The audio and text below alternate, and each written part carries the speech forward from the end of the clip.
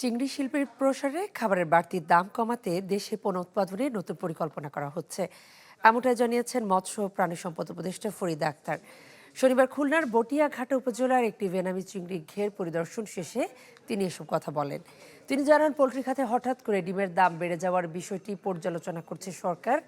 বলেন, দেশে ভেনামি চিংড়ি সহ বিভিন্ন প্রকারের চিংড়ি চাষের উন্নয়নে মনোযোগী সরকার, তাই অনুমোদনগত জটিলতা কমাতে নেওয়া হচ্ছে বিশেষ পদক্ষেপ, যার মধ্য দিয়ে দেশের রপ্তানি আয় বাড়বে বলেও মন্তব্য উপদেষ্টা।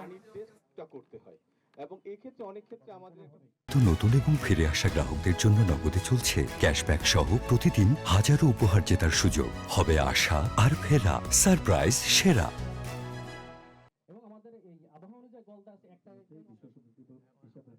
মৎস্য অধিদপ্তরের কর্মকর্তাদের সাথে আমার এর আগেও কথা হয়েছে। তাদের কিছু কনসার্ন আসলে ছিল, এটাতে কোনো সন্দেহ নেই। এবং ভারত থেকে আসা পোনা নিয়ে আমরা করব, তারপর ফিডটাও সেখান থেকে আনবো।